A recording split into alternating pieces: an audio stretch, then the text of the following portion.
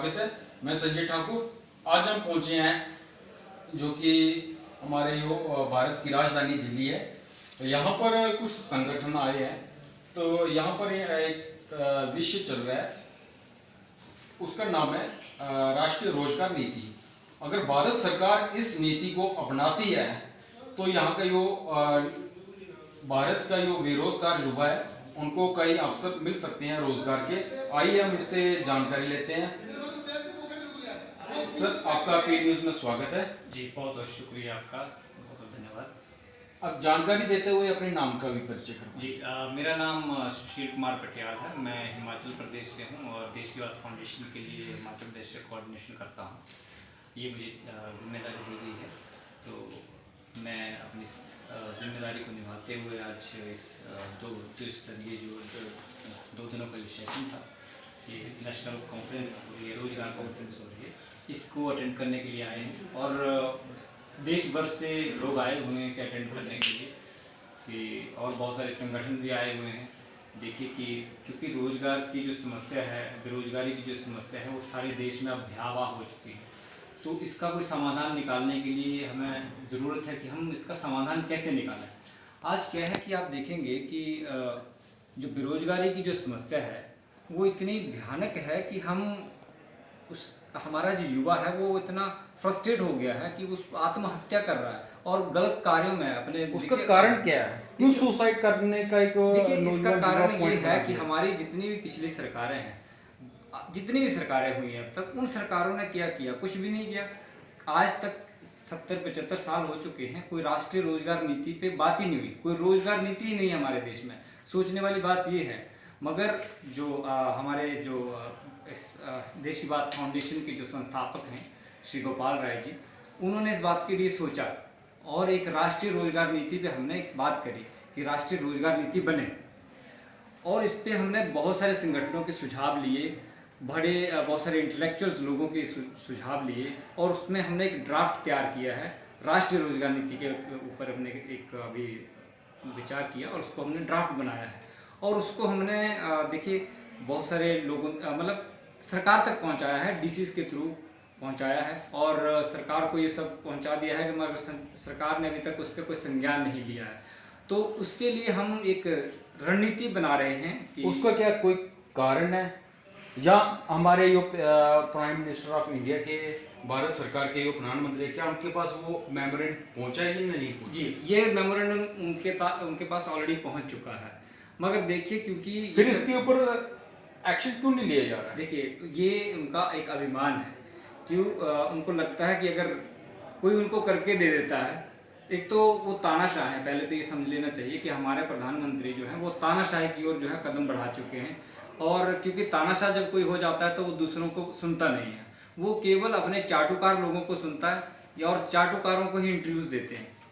और ऐसे लोगों को, जो आप जैसे लोग हैं, आप जैसे ईमानदार पत्रकार जो छोटे छोटे प्लेटफॉर्म पे चल रहे हैं, उनको कभी इंटरव्यू नहीं देंगे, ईमानदार पत्रकारों को इंटरव्यू नहीं देंगे। तो इसलिए जो है वो हमारी बात नहीं सुनने वाली, हम जानते हैं। और उसी की रणनीति बनाने के लिए हम यहाँ पे इकट्ठा हुए हैं कि आगे आके हमारी प्लानिंग क्या होनी चाहिए कि जो रोजगार जो है वो उसका सृजन कैसे हो। इसके लिए हमने जो राष्ट्रीय रोजगार नीति बनाई है, सरकार उसको लागू करे देश में, ये चाहते हैं हम। जो आपकी देश की बात फाउंडेशन, ये संसद देश की बात जो फाउंडेशन संस्था है, ये किस माध्यम के जरिए अपने राज्यों में काम करेगी? देखिए, पहले तो हमारे, क्या ये गांव में भी जाएगी या सिर्फ शहरों में ही घूमेगी? देखिए, ये जो आपने बड़ी अच्छी बात पूछी, क्या है कि हमारे देश में ये, क्योंकि ग्रामीण प्रधान देश है, तो हमें जब तक, क्योंकि ग्रामीण में, गाँव में भी तो बेरोजगारी है, ये ज़रूरी नहीं है कि भाई शहरों में ही है, क्योंकि गाँव में भी तो लोग रहते हैं। तो हम हर गाँव में, हर जिले में, हर राज्य में पहुंच रहे हैं। और हमारी जो टीम है वो बड़े स्तर की टीम है। मतलब इवन मैं कहूँगा कि 16 देशों के NRIs भी हमारे साथ जुड़े हुए हैं इसके साथ। तो सोच लीजिए कि इतने सारे लोग, सारे देश भर के लोग जुड़े हुए हैं, तो ये कितना बड़ा मिशन है, बहुत बड़ा मिशन है।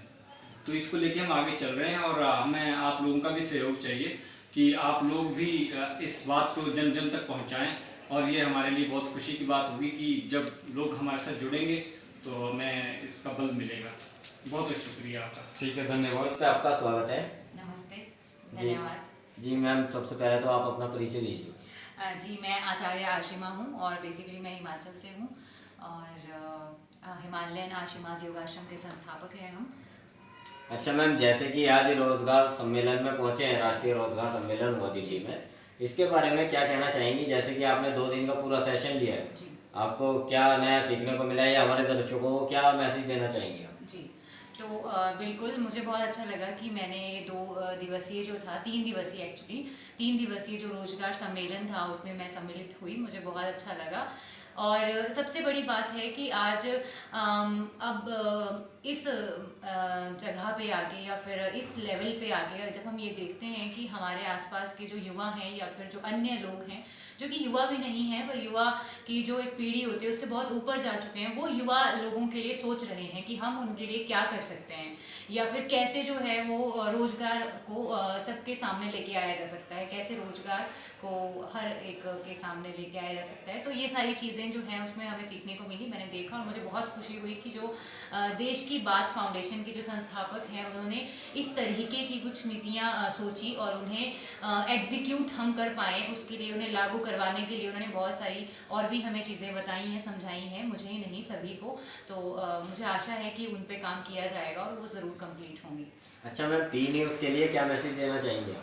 जी, पी न्यूज़ के लिए मैं ये मैसेज देना चाहूँगी कि आप सभी को पी न्यूज़ को लाइक, सब्सक्राइब और जो भी होता है वो आप करिए, क्योंकि ऐसी ही बातें होती हैं जो बड़े बड़े मीडिया चैनल्स हैं वो कभी भी एक मुद्दे की बात या फिर जो भी छोटी छोटी चीज़ें हैं हमारे समाज में जो हम सभी के सामने आनी चाहिए, सभी के समक्ष, उन चीज़ों को नहीं लेके आते हैं। वो सिर्फ वही दिखाते हैं जो शायद उनको नहीं दिखाना चाहिए, जिससे कि नकारात्मकता फैलती है समाज में, नेगेटिविटी फैलती है। तो मुझे लगता है कि अगर आप लोगों ने बहुत अच्छी पहल करी है एक सकारात्मक वे में ढंग से चीज़ों को दिखाने की, तो ज़रूर लोगों को आपसे जुड़ना चाहिए ताकि आपके माध्यम से उन्हें जो है वो सारी सूचनाएं मिले जो कि उन तक पहुंचनी चाहिए। जी, थैंक यू सो मच, आपका स्वागत है। जी सर, सबसे पहले तो आप अपना इंट्रोडक्शन दीजिए। मैं विनय तिवारी, श्रमिक विकास संगठन का राष्ट्रीय उपाध्यक्ष, उड़ीसा से। जी, अच्छा सर, जैसे कि आज राष्ट्रीय रोजगार सम्मेलन में पहुंचे आप, 2 दिन का सम्मेलन था, 3 दिन में, आपका क्या रिव्यू है? क्या सरकार इसे लागू करेगी या नहीं करेगी? इसके बारे में आप क्या कहना चाहेंगे? ये बेसिकली केंद्र सरकार के अनुमोदन से ये लागू होगा, बट केंद्र सरकार इस पर बिल्कुल भी तैयार नहीं है कि कोई भी रोजगार पॉलिसी बने। आज जो कार्यक्रम हुआ इसमें हम लोग राष्ट्रीय रोजगार नीति बनाने पर तर्क वितर्क हुआ और एक इस चर्चा में एक निकल गया है कि हम लोग आंदोलन का रूप में जाना पड़ेगा, क्योंकि केंद्र सरकार इस पर कोई उनको फर्क नहीं पड़ता है कि हाँ ऐसी पॉलिसी की आवश्यकता है। अच्छा सर, जैसे कि ये आपने बताया एक आंदोलन करना पड़ेगा, ये आंदोलन ओनली प्रदेश लेवल पे ही होगा या गांव कस्बे मोहल्ले में भी स्टार्ट करेंगे इसे?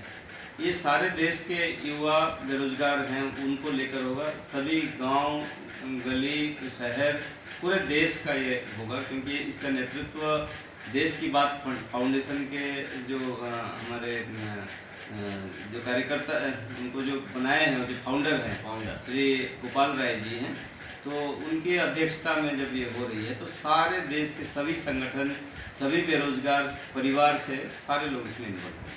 जी धन्यवाद सर। अच्छा सर, सबसे पहले तो अपना इंट्रोडक्शन दीजिए। मेरा नाम तरुण कुमार जायसवाल।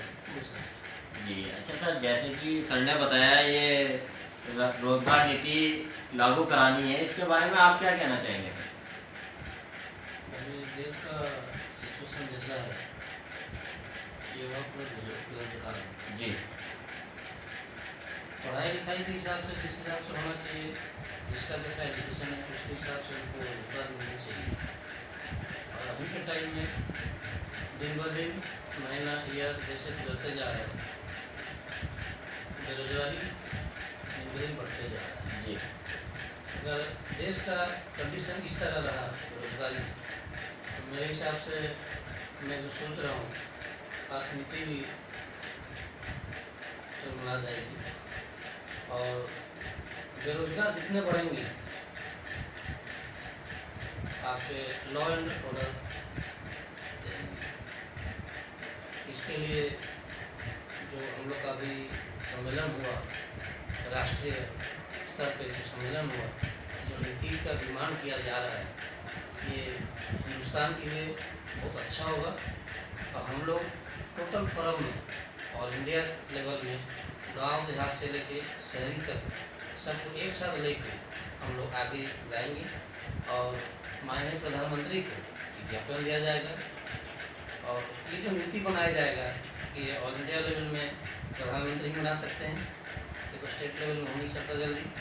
वो अगर लागू करेंगे तो देश का हित होगा, और देश का हित होगा तो देश बढ़ेगा आगे। जी धन्यवाद सर। अच्छा सर, पी न्यूज़ के लिए क्या मैसेज देना चाहेंगे आप? काफ़ी आप लोग मेहनत कर रहे हो, और पी न्यूज़ मैं समझता हूँ कि पूरे देश में इसका पी न्यूज़ को सारे लोग जाने, और आपकी जो पहल है मैं उसकी बहुत सराहना करता हूँ। जी धन्यवाद सर। पी न्यूज़ का आपका स्वागत है। जी सर, सबसे पहले तो अपना इंट्रोडक्शन दीजिए। আমি পশ্চিমবাংলার দক্ষিণ চব্বিশ পরগনা জেলার সুন্দরবন এরিয়া থেকে আসছি। আমি এসবিএসি রাজ্য আবাস বিভাগের কর্মকর্তা। अच्छा सर, जैसे कि आज राष्ट्रीय रोजगार सम्मेलन में पहुंचे, यहाँ पे आके आपको कैसा लगा, और क्या ये रोजगार नीति लागू हो पाएगी देश में या नहीं हो पाएगी, क्या कहना चाहिए? বিষয়টা খুব সুন্দর, যেটা সমস্ত মানুষকে একত্রিত, যদি আমরা ভারতবর্ষের সমস্ত স্তরের মানুষকে যদি একত্রিত করতে পারি, তাহলে এই আন্দোলনটা অনেক বড় জায়গায় নিয়ে যাওয়া যাবে। সেই লক্ষ্যে গোপাল রায়জি এগোচ্ছেন এবং খুব ভালো একটা উদ্যোগ নিয়েছে। পাশাপাশি আমরা সব রকমভাবে এই আন্দোলনের সঙ্গে আছি, সহযোগিতা করব।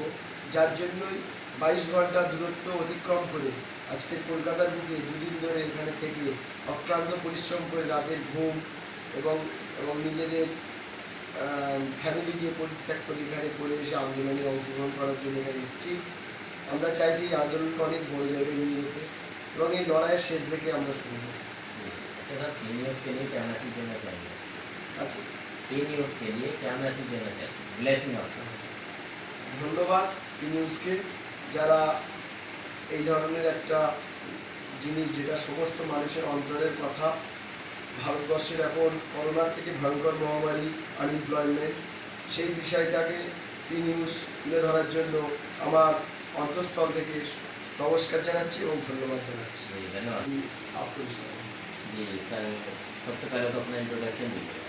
मैं सर सुशील कुमार जायसवाल, श्रमिक विकास संगठन जो आम आदमी पार्टी की ट्रेड यूनियन की शाखा है, मैं वेस्ट बंगाल से नेशनल कोऑर्डिनेटिंग कमेटी का सदस्य हूँ। अच्छा सर, जैसे कि आज राष्ट्रीय रोजगार सम्मेलन में आए, यहाँ आके कैसा लगा और क्या कहना चाहेंगे इसमें? ये अपने आप में बहुत बड़ा मेराकल है, जो तमाम कश्मीर से कन्याकुमारी देश के कोने कोने से लोग आए, और किसान आंदोलन की तरह ही ये आंदोलन होगी, क्योंकि आज देश में जिस तरह से इस सरकार ने रोज़गार छीन लिया है, देश में नौजवानों की रोज़गार की ज़रूरत है, और रोज़गार संसद पूरे देश में मैसेज जाएगा और लड़ाई एक रन जाएगी।